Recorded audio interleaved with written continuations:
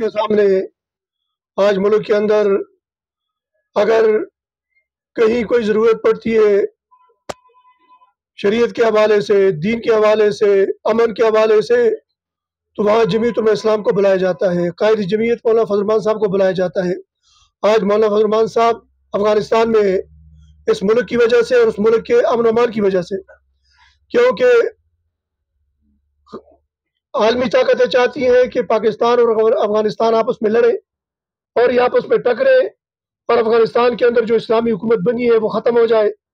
پاکستان یہ بھی تباہ ہو جائے۔ لیکن اس یلغار کو روکنے کے لیے اور اس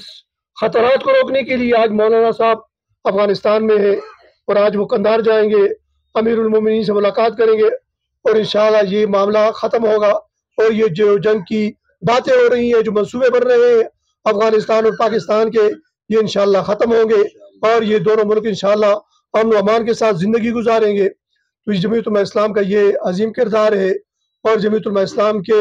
علماء کا یہ عظیم کردار ہے۔ حاجی صاحب بھی اس عظیم کردار کا حصہ بنے ہوئے ہیں اور اسی کردار کے ساتھ چل رہے ہیں۔ آپ کو معلوم ہے کہ اس حلقے میں میرے پر مفتی کفایت اللہ صاحب ہیں، وہ ہمارے قومی اسمبلی کے امیدوار ہیں اور حاجی صاحب ہمارے صوبائی اسمبلی کے امیدوار ہیں۔ تو انشاءاللہ ہم نے مہم چلانی ہوگی اور دونوں کے لیے مہم چلانی ہوگی انشاءاللہ۔ قومی اسمبلی کی بھی مہم چلائیں گے، صوبائی اسمبلی کی بھی مہم چلائیں گے اور ایسی مہم چلائیں گے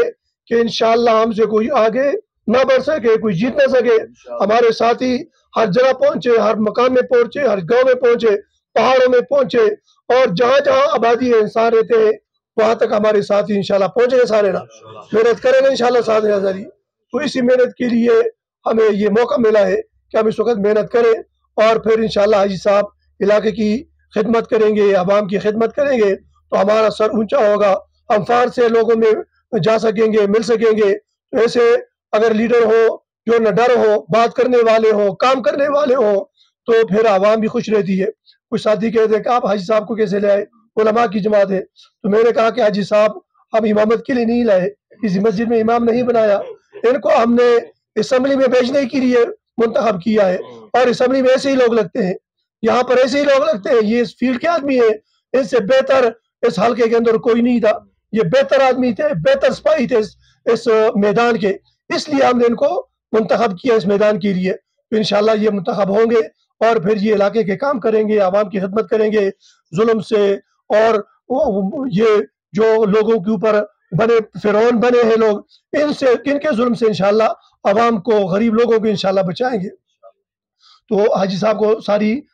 کہانی بھی معلوم ہے، آپ کو بھی معلوم ہے جمعیت علماء اسلام کا کس طرح یہ آئے، کس طرح جدوجہد کی انہوں نے اور جمعیت علماء اسلام نے ان پر ایک دفعہ پھر اعتماد کیا۔ تو امید ہے کہ انشاءاللہ یہ جمعیت علماء اسلام کی امیدوں پر پورا اتریں گے اور جمعیت علماء اسلام کے اکابرین کو بھی انشاءاللہ ان کی امیدوں پر بھی پورا اتریں گے اور جمعیت علماء اسلام کے کارکنوں کی امیدوں پر بھی انشاءاللہ پورا اتریں گے۔ تو اس کے ساتھ ساتھ جمعیت علماء اسلام کے کارکنوں کے ساتھ جیسے کہ شاہ محمد صاحب ہیں، دیگر ہمارے یہ پروفیسر صاحب ہیں، ایسے بہت سے سارے لوگ ہیں جو مختلف جماعتوں سے تعلق رکھتے ہیں، لیکن وہ بھی انشاءاللہ حاجی صاحب کے ساتھ ہیں، وہ بھی حاجی صاحب کو ووٹ دیں گے، وہ بھی اپنی پارٹی کو نہیں دیکھیں گے بلکہ وہ بھی حاجی صاحب کی شخصیت کو دے کر کے انشاءاللہ ان کو ووٹ دیں گے۔ تو ہمارا بھی حق بنتا ہے، جمعیت علماء اسلام کے تمام کارکنوں کا حق بنتا ہے کہ وہ آج سے اس مہم کا آغاز کریں اور 8 تاریخ تک وہ گھروں میں نہ بیٹھیں بلکہ محنت کرتے کرتے